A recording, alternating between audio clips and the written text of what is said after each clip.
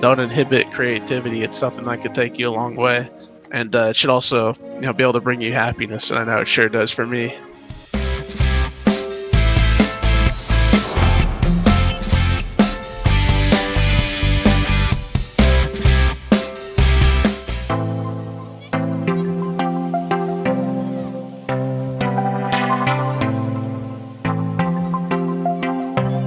You talked about the humor part. Where did you get the inspiration? I'm sure some of it's probably been from like the anime I've watched, but it's also just been about just comedy in general, and trying to know when to put it in, despite there being like a more gloom undertone of what's actually happening. Another inspiration was for H.P. Lovecraft. I really like his his stories are really creepy, and I was like, I can't really put something like that in here, but I found a way to get what I wanted, dropping in some characters from different pantheons that aren't really that commonly seen, especially different genders than they're usually portrayed as. There's a lot of characters I really enjoyed learning about, or like seeing that some of them are featured prominently, especially in like the anime and like stuff like from Arthurian legend or like Greek mythology. And I want to do my own version of that, drop them into this world, and how they interact with the main character and the people around it. Sounds like you've drawn from a lot of different places, not just anything generic. One of the most recent ones was this game I've been playing. It's called Smite. It's pretty much a 5v5 fighting thing where you play as different,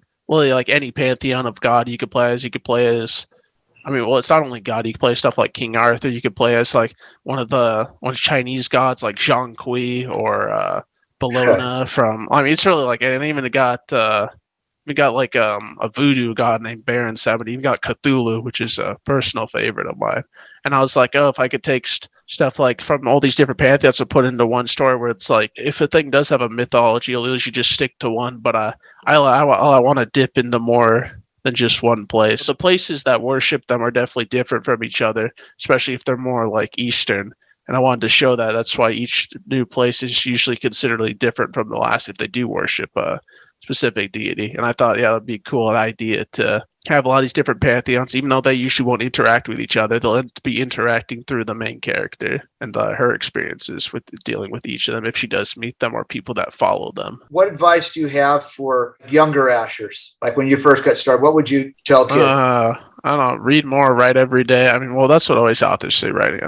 I just think it's fun to be able to put your emotions or how you feel into something, and to be able to create a world itself. It's just something that's really entertaining, and you feel like you always have something to do no matter how you're feeling that day, as long as you can put into something. It'd be kind of like writing a day log or keeping a diary, be able to have the feelings and emotions you have and be able to put it somewhere, no matter what kind of circumstance. So I think both be able to use escapism for reading and be able to delve into another world, no matter what the age, is something I think is important to explore.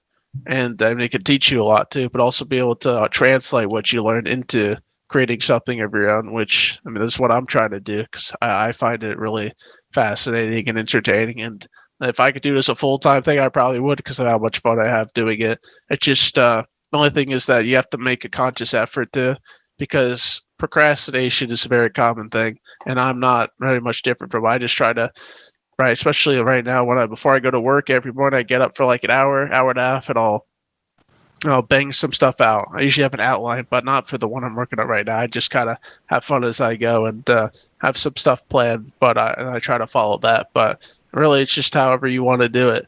But be able to commit to it every day, especially if you're in schools, have like 30 minutes an hour and be able to write something that you planned out and then later go back to it. I think that's really important if you're interested in writing, or just like making anything creatively. If you want to be like a screenwriter or something too, it's just how you build experience, as well as like doing it from reading or like watching something as well. There's always ideas, and like myself, I like to write stuff down on my notes on my phone if I get an idea, because most of the time as other authors and other people say, the ideas you get, the good ones, are not going to come while you're working on. It's going to be while you're doing, like in the shower, going to the bathroom, on a walk, something like that. That's usually where they come, and that's like, yeah, write that down. Sometimes at night I'll be in bed thinking about something like that. I gotta write that down. I can't go to sleep until I do that. And I'm sure a lot of people feel the same way. There's just don't inhibit creativity. It's something that could take you a long way, and it should also be able to bring you happiness. And I know it sure does for me. Well, you also mentioned that something that I say all the time is the things that are easiest to do are also easiest not to do. It's the same as like writing a paper for school. You say you sit down to do it, but then something's on Twitter. You want to go look at your notifications on your phone. You want to go out to see a new movie that just came out, something like that. And that's and then or you think like it won't take as long as it is, and you plan it out. But every time I say, oh, I could probably bang this out an hour, I'll spend an extra 2 just like adding more to it. So I'm like, oh, I can really flesh this out. And I'm sure it's the same with like stuff like just things you need, assignments, anything you need to get done. It always takes longer than you think it does, no matter how much planning you do. And that's why at least having a plan is important. But planning for both procrastination and creativity is something you could incorporate both into it if you know yourself well enough. If you know that, and I know that I do both, and I end up going past the time I set just because I'm like, it's like, oh, just next episode, same as like, oh, next part. I really wanted to write to this part. I really want to get to here. Well, it's also like this saying, if you love what you do, you never work a day in your life. And I'm curious because you're a video game production management major. So yes, that's what you're looking to do once you graduate. Are you able to give input into the characters, or is that the creative side? Well, whoever the product owner is, which can be the producer, it's whoever's like reading the visions, the visionary for it. That's usually how it is. But in the past, for the projects I worked on with my team, a lot of the time, they would either need some some sort of idea, and sometimes they go with mine, sometimes they go with the writer or the game designer or the artist. It's whoever has like the idea that the most people stand with. But also there'd be times where we need like, I've already done all my stuff, and I can so I start writing like a backstory or something for characters that we can like trickle through the story. I've done that before, so it really depends with what time and what they need. If my team really doesn't have anything, I'll be throwing out as many ideas as I can, and can already give like good in-depth details for each of them if they need it. It's the producer's job to like contribute, not only like manage team, but also be able to contribute stuff when the team is lacking in that. If they're not like they don't got anything. Is that something that you would like to do? Work on narrative stuff? Yeah. Yeah, I wouldn't mind helping with that. I still be able to do. I still like the managing aspect, but yeah, being able to give any input that actually affect the game is something I would always want to do, or like artistic ideas for the artist to do. Anything like that, I would be always welcome putting an input, and also other people, give granted ideas to the team as well, and be able to like bounce off their input or them bouncing off of mine, that kind of thing. But yeah, always be able to have the option for it. And I'm just thinking of something, about your major. And I think there's only 3 schools in the country that have a video game production management major. Is that? Yeah, something like that. Yeah, that's the main reason I came all the way to Vermont as a Californian to do it.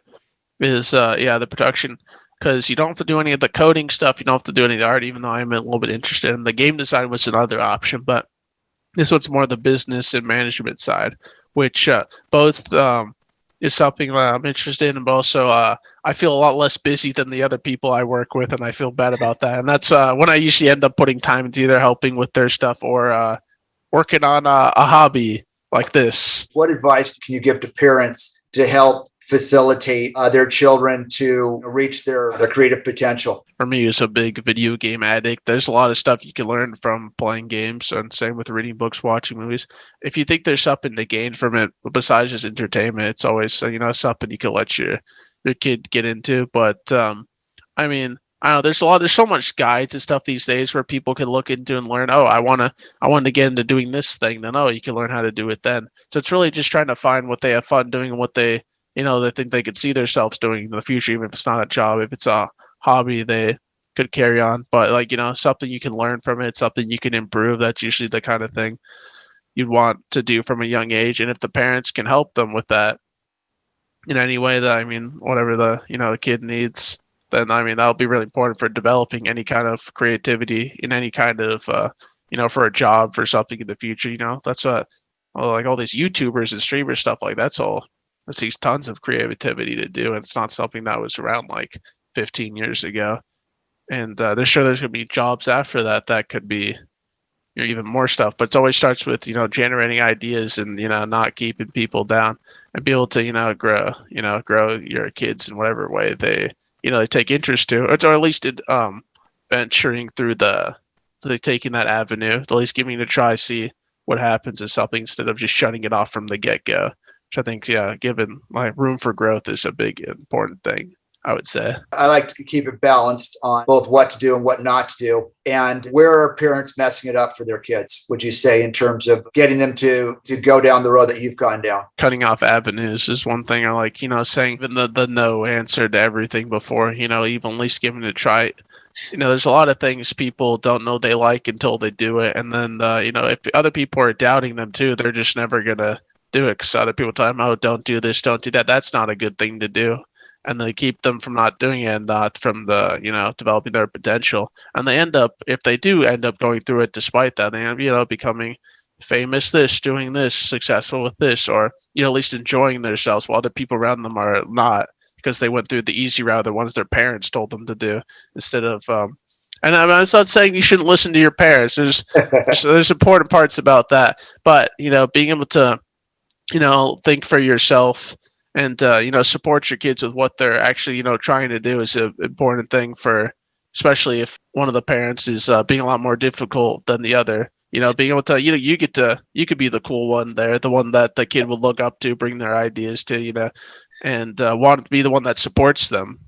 And if both parents want, that's even better. But being able to be the the rock for that kid with whatever they want to do, or if you think you have something you think they would want to do, and be able to get them on board, that's another thing too. But I'll just be able to create something from pretty much nothing is important thing that I think parents could do. And it's not everything's traditional or old fashioned anymore. There's so many different ways to take stuff, and just exploring those I think is an important thing for both kids and the parents of them, especially if they're falling on harder times, or stuff in COVID. I've already read a couple books from a guy that's got laid off from his job, and just wrote them and got them published the year during the same year, just because he had all this free time now. People done tons of stuff during COVID that they weren't able to do before. I mean, like me, I've read way too many books and watched a lot of stuff that you watched, like all of Curb Your Enthusiasm. Yeah.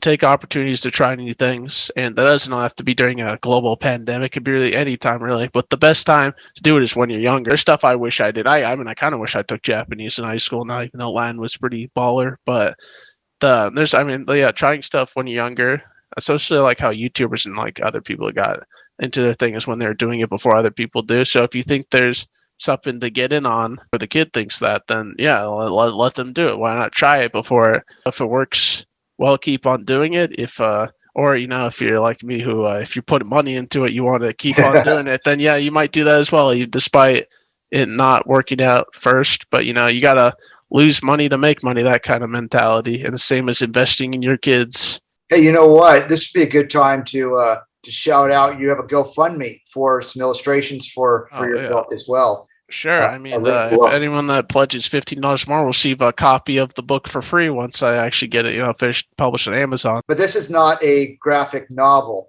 No, it is not. This is a book by Natsume Akatsuki. It's called Konosuba. It's a fantasy one, but in it, as you can see, they got this is a scene that happens in the story, but and it's the characters interacting, but you see it's actually drawn instead of just being described. For me, since color is very expensive, I'm only going to put probably one of those, which is probably just the cover.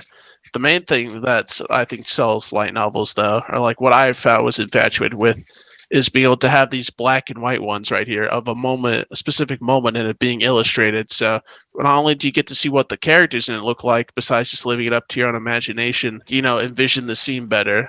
I really like being able to picture stuff. I'm always disappointed when I see a movie and I'm just like, that's not how I imagine them to be when it's adapted. So being able to see exactly how the author envisioned it, which I like. I want other people to see something how I see it, even though that seems kind of self-absorbed. But I think, if you make the character, you want it to be seen a specific way. And having somebody be able to create that for you, I think, is really cool. So that's why I wanted to go down that avenue, be able to see my characters come to life besides just in imagination. Anything else you want to add before I bid you sayonara? Not much, really. I mean, I still have a lot to learn, but I try to, learn every time I read. I usually try to. I mean, there's a lot of words.